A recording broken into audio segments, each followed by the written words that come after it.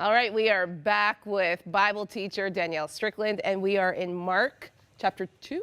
Yeah, Okay. chapter 2 and following, a few chapters, we're really just tracking with the life of Jesus. Because one of the things about Jesus, I think, that gets confusing is that we just talk about his death and his resurrection, which is kind of central to the story, but he lived a whole life, and he ministered in specific ways, and the way that he does things is so amazing, actually, and different and fresh and exciting. It's worth looking at. What is the ultimate thing that you take away when you think of Jesus' life?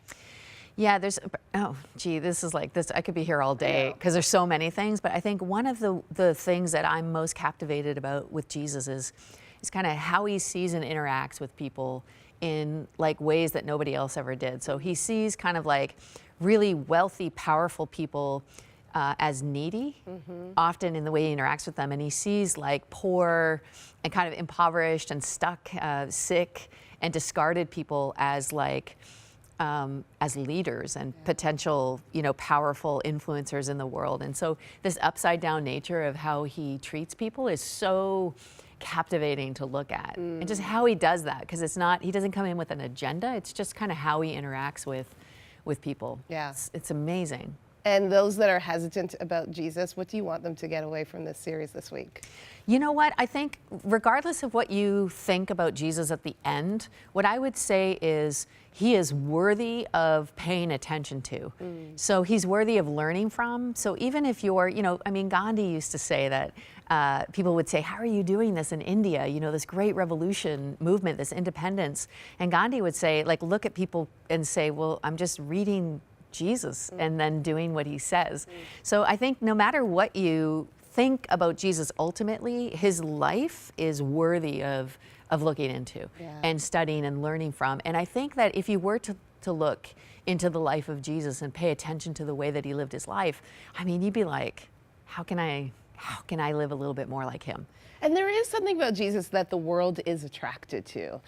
Believe it or not that he was God incarnate on this earth. Yes. There is something that attracts our world to him. Yes. And this, I don't know what it is. I want to say like boldness. It's kind of this authentic, bold, courageous life that everyone's kind of afraid. We're afraid of what other people think. We're afraid of status and privilege. We're afraid of losing out. We're afraid of like all kinds of things. And Jesus just lived a life where he was not afraid.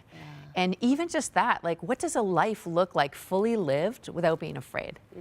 Just that. Even if you're like a man in that age, in the age in which Jesus lived, he was fully emotively present. One of the great things in the Gospels, Jesus, weeps over things that he's sad about. And he laughs, when the disciples come back on a mission and they think they're amazing. And Jesus throws his head back and starts laughing. He gets mad. He's fully emotively alive even. And he's just a man who holds nothing back. I just love his life. Yeah. Thank you, Danielle. Okay, we're looking forward to Mark 2 this week. And if you are a little hesitant about Jesus, I would challenge you, tune in, hear what Danielle has to say. Maybe you need a Bible, call our prayer lines, get one today. They will send one to you, 1-866-273-4444. Let's discover Jesus together. Stay with us. We'll be right back.